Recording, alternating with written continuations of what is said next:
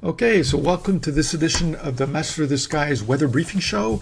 And in this edition of August 19th, 2023, we're going to be taking a look at two specific weather scenarios, one related to the heat wave that's ongoing over Western Europe, and also looking at Hurricane Hilary in the Eastern Pacific that's forecast to affect the southwestern U.S.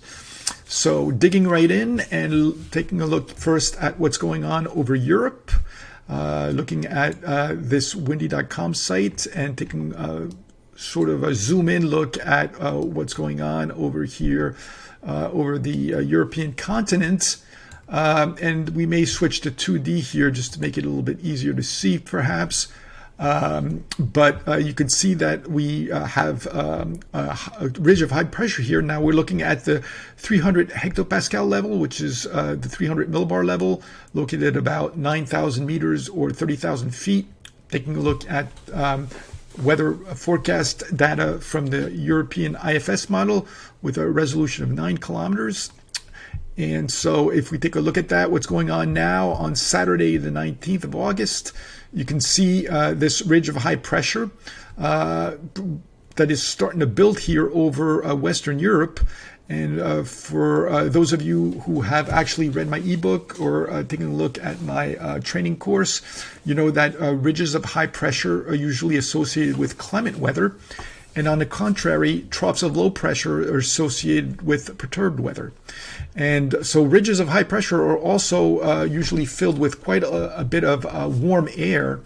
And we can take a look at that right now. You can see that if I actually press my mouse here over into the ridge, you can see that we have minus 33 degrees Celsius. Now that might seem cold because of course we're really high up in the troposphere, and as you know, air rarefies as you go higher, and so because the molecular collisions are less, basically you're really cold up there. But you're actually relatively warm in this ridge compared to, say, if I were to click over here into the upper level trough, and you can see you have minus 44, so it's even colder. So relative to the cold air that's located in this upper level trough, the air that's located in this upper level ridge is actually quite warm, quote unquote. So this is actually what's going to be concerning most of Western Europe over the next few days. And when you have a ridge of high pressure, you also have a lot of subsidence or sinking air. And this sinking air through compressional warming will get quite hot as it actually sinks down to the ground. And so we could take a look at how this upper level ridge evolves over the next few days. Now this is Saturday the 19th. We can look at Sunday the 20th, and you can see that the ridge is even more entrenched over the continent here, and you could really see it's really dominating most of the flow. And you can see that actually this blocked pattern with this upper level ridge and this dome of hot air will be actually staying over Western Europe at least until Thursday, before near the end of the week we're going to have a trough of low pressure located over the British Isles that's going to start to dig in. But moving back to let's say what we're expecting, for example, on Monday. Now, if I take my pen here and take a look, so you could really clearly see this this ridge axis here, basically aligned pretty much like that. And you could also take a look at the trough axis, which is here, and another trough axis down here. So you can really see that we're basically sort of in an omega block pattern where we have a blocking ridge that just stays put. And this is what's going to be causing this heat wave over Western Europe. Now we can actually what we could do here is actually go downwards in the troposphere to lower levels and see how things pan out here. You could see here we're at about 500 hectopascal, 500 millibars. You can still pick out the ridge quite nicely. It's still really entrenched over Western Europe. And you could also see, as maybe you'll see it a little bit better as we go further to this down here at 700 millibars, you could see also that this air mass is being advected from the Iberian Peninsula and also advecting this, basically this really hot air from Spain, and also to some extent from northern Africa, as the flow actually curls around this high pressure in a clockwise fashion and advects this really hot continental tropical air towards the European continent. And you can see that as you even go to lower levels, we can go down to about 850 millibars. That's about 1,500 meters or 5,000 feet. You can see how this air from the Iberian Peninsula is being advected towards the northeast and over France, parts of Switzerland, parts of Germany, and also wrapping around into Italy and Austria and some of the Balkan states and even Eastern Europe. So basically this entire area is going to be under the gun in terms of really hot temperatures over the next several days. Now we can also take a look at what's going on at the surface, and if we do that, you could really see how hot some of these temperatures are. Now let me go back to the actual situation now, so we can compare what the model is forecasting as temperatures compared to what we're actually seeing in the observed stations. So if we look at some of the observed data, we can see that temperatures are well above 30 degrees Celsius, even 37 degrees Celsius. Now, for those of you that are more accustomed to Fahrenheit scale, we can actually switch over, and you can see that we have temperatures well into the 90s over Geneva, over Lyon in France, even going up to 98 towards southern France and southeastern France. So really some scorching temperatures already impacting France as well as Spain, with temperatures over 100 even in some locations, which translates to about 37 or 38 degrees Celsius. So yeah, very warm or very hot temperatures that are going to be dominating over the next few days. What we could also do, if we go back up to about 300 hectopascal level, and I zoom out a little bit again, and let me take these observed temperatures off. What's also interesting to do is to take a look at where the surface high pressure is located. And we can do that if I click on here.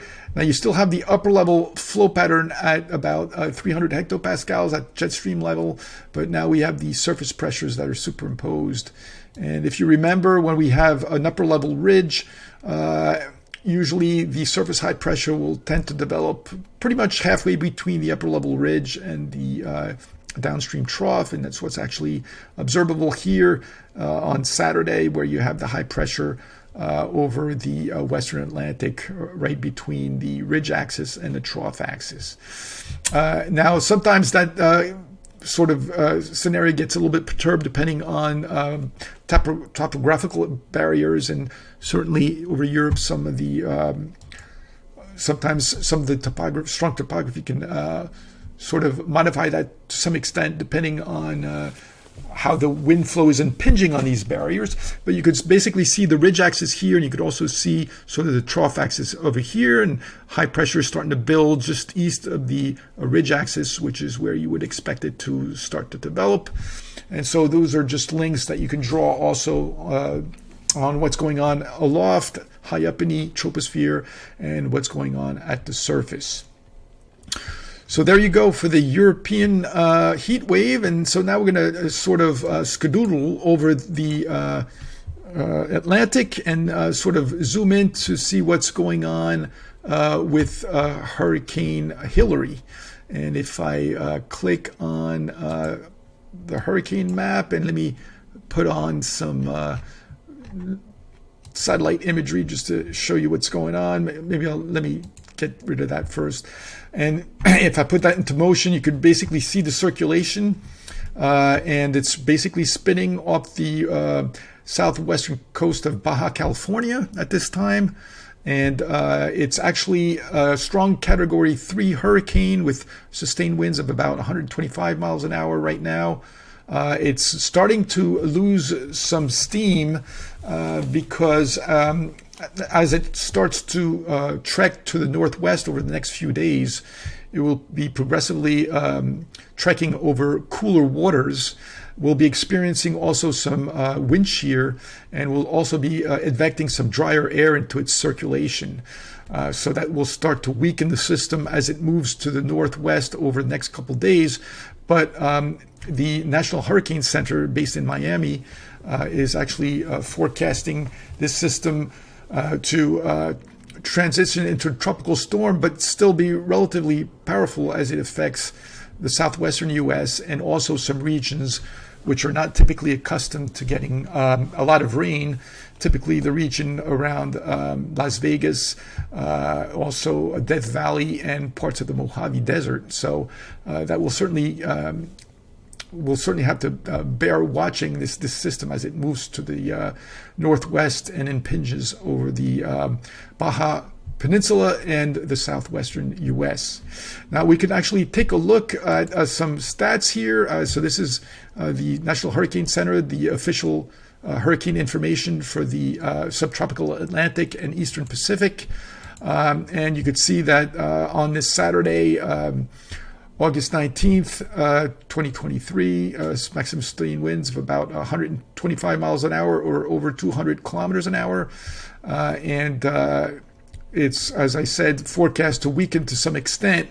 And when you read the hurricane discussion based on National Hurricane Center, you could see that it talks about some of these features that will actually be sort of weakening the hurricane.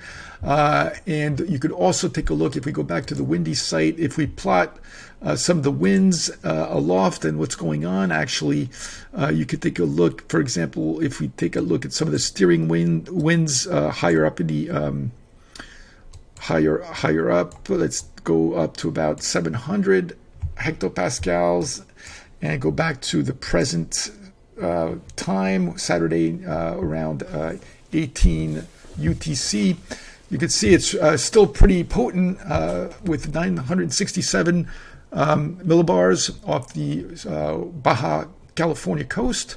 But you could see that it's being steered on the western periphery of this high pressure system located over the southern U.S. and also being funneled just to the east of this upper level low off the California coast. So it's actually going to be funneling between these two areas of high and low pressure. And so that's why the forecast track is pretty well forecast for the next couple of days normally. So now what you could also see with this high pressure here over the Eastern Pacific, if you take a look at some of the humidity values, you can see there's a lot of dry air with this high pressure over the Pacific, and that's actually going to be advecting in parts of the hurricane circulation, and that's why it's going to be starting to weaken to some extent. And when we looked at also some of the this upper level low, you can see it has quite a bit of wind shear associated with it. And so as the hurricane moves to the northwest, this wind shear will actually be weakening its circulation, since hurricanes are very sensitive to the increasing wind with altitude of the ambient environment. And usually when you have too much of that, that will certainly weaken the hurricane circulation, and that's usually a negative factor for future development. Now, what we could also take a look at is the sea surface temperatures. If I can actually find that, where is it?